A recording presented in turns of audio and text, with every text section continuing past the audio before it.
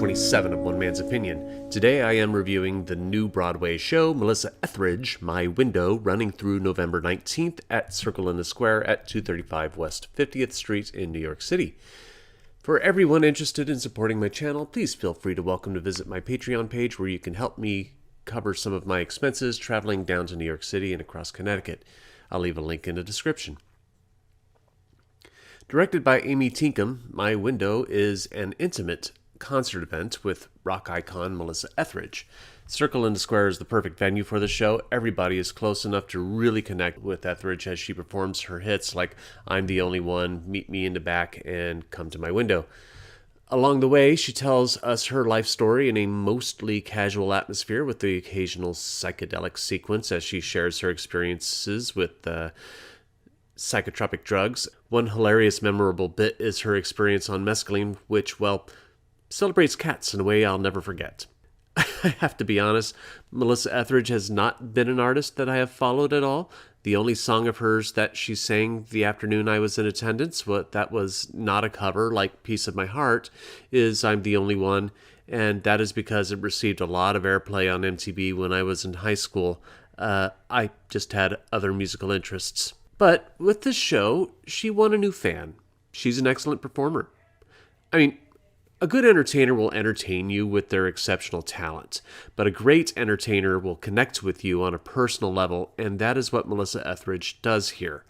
Now, aside from us both having lived in Kansas and California at points in our lives, and our mutual attraction to the female of the species, Melissa Etheridge and I don't really have much in common, but when she speaks to the audience, I really got the sense that she wanted to make friends with us all, and I discovered that I wanted to be a friend to her as well. These feelings come from Etheridge's casual and honest presentation of her life. She's frank, but not matter-of-fact, direct, but not presentational. When she talks about the first time she kissed another girl, it's a tender memory. When she talks about her father's unconditional love for her, it's painted with fondness. When she talks about her mother kicking her out of the house because of her being a lesbian, it's tinged with resentment and resolution. These moments, along with others, are always directed with hope.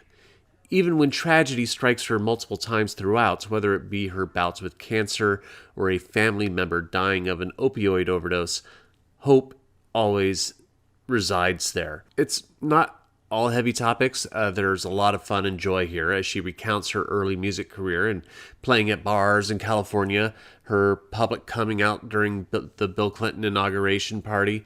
Most people who knew her already knew she was a lesbian. I should note that she never actually uses the name of anybody else in her storytelling. She doesn't actually say Bill Clinton.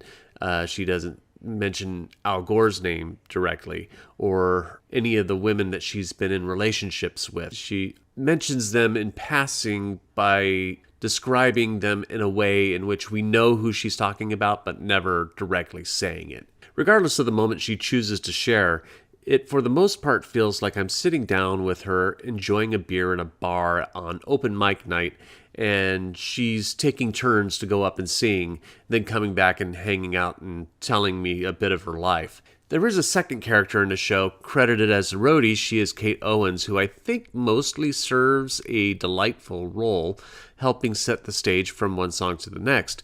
Sometimes I feel like she's a little overutilized, with several gimmicky moments where she starts to dance or interact with Etheridge in a way that I don't know if it was added to give Owens more to do or if Etheridge wanted to make parts of the show a little more theatrical, but it felt unnecessary. Etheridge's connection with the audience is so engaging it doesn't need some of the bells and whistles that the show has with it, except for the cat sequence, because that bit is ridiculous. I love it, and I now question everything my cats do. I won't say My Window is going to be for everyone. Melissa Etheridge's music may just not be your jam. But if she can make me feel like I just made a new friend in 2 hours, then maybe she can do that for you. But I'm only one man's opinion, so be sure to leave yours in the comments below. If you'd like tickets to Melissa Etheridge, My Window, I'll leave a link in the description where you can get tickets. You can support my channel by becoming a patron over on my Patreon page. There will be a link in the description for that as well. You can also support my channel by liking, sharing, and subscribing, and click the notification bell to be alerted to future reviews.